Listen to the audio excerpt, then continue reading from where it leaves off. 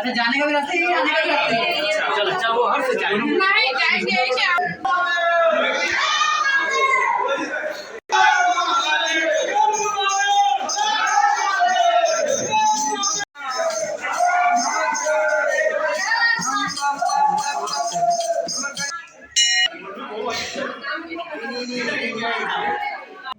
दोस्तों आज हम लोग पहुँचे हैं उज्जैन के बहुत ही प्रसिद्ध राजा भर्तृहरि के गुफा में। दोस्तों यह गुफा ज़मीन से काफ़ी नीचे है। यहाँ आने में ऑक्सीजन की बहुत ही ज़्यादा कमी होती है। वीडियो में अंत तक बने रहिएगा और मैं आपको गुफा के अंदर ले चल के वहाँ का व्यू दिखाऊंगा। राजा भर्तृहरि प्राचीन उज्जैन के बड़े प्रतापी राजा हुए। राजा भर्तृहरि की 3 पत्नियाँ थीं और वे अपनी तीसरी पत्नी पिंगला पर मोहित थे।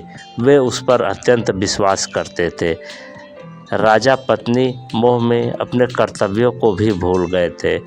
उस समय उज्जैन में एक तपस्वी गुरु गोरखनाथ का आगमन हुआ। गोरखनाथ राजा के दरबार पहुँचे। भर्तृहरि ने गोरखनाथ का उचित आदर सत्कार सम्मान किया। इससे तपस्वी गुरु अति प्रसन्न हुए।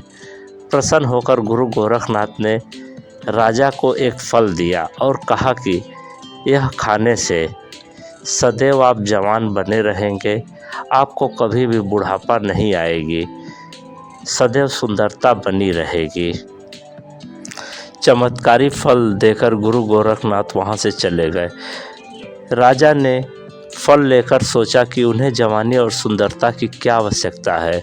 चूँकि राजा अपनी तीसरी पत्नी पर अत्यधिक मोहित थे, अतः उन्होंने सोचा कि यदि यह फल पिंगला खा लेगी तो वह सदैव सुंदर और जवान बनी रहेगी।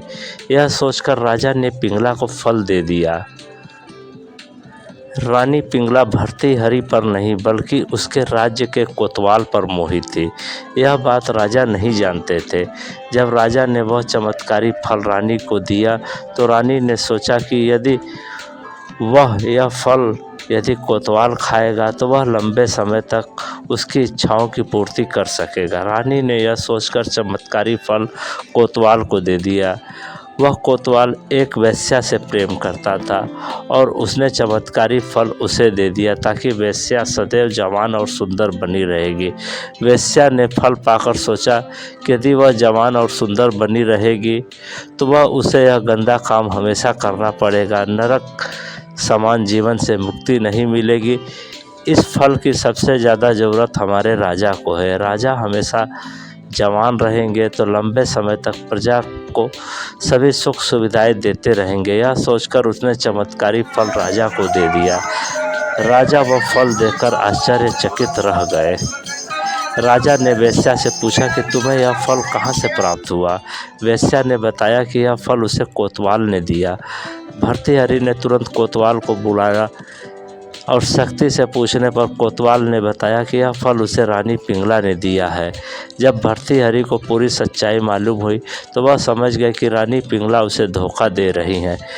पत्नी के धोखे से भर्तृहरि के मन में वैराग्य जागा और वे अपना संपूर्ण राज्य विक्रमादित्य को सौंपकर उज्जैन की एक गुफा में तपस्या करने आ गए। उस गुफा में भर्तृहरि ने 12 वर्षों तक तपस्या की। उज्जैन में आज भी राजा भर्तृहरि की गुफा दर्शनीय स्थल के रूप में प्रसिद्ध है। राजा भर्तृहरि ने वैराग्य शतक नामक ग्रंथ की रचना भी की जो काफ़ी प्रसिद्ध है। राजा भर्तृहरि ने श्रृंगार शतक और नीति शतक की भी रचनाएं की। कहते हैं इस गुफा से चारों धाम जाने का रास्ता मिलता है। इस गुफा में एक धूनी भी है जिसकी राख हमेशा गर्म रहती है। जब राजा भर्तृहरि तपस्या कर रहे थे तो भगवान इंद्र ने उनके ऊपर एक पत्थर फेंका था जिसको राजा भर्तृहरि ने 12 वर्षों तक अपने हाथों से रोके रखा था। जब आप गुफा के अंदर आएंगे तो राजा भर्तृहरि के हाथों के निशान उस पत्थर पर आज भी मौजूद है। गुफा के अंदर ऑक्सीजन की बहुत ज़्यादा कमी होती है। गुफा के बाहर चारों तरफ बहुत से मंदिर बने हुए हैं जिसमें भगवान भोलेनाथ के, बाबा काल भैरव के भी मंदिर हैं।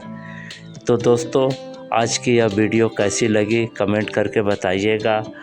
मिलते हैं नेक्स्ट वीडियो में, तब तक के लिए धन्यवाद। जय श्री महाकाल।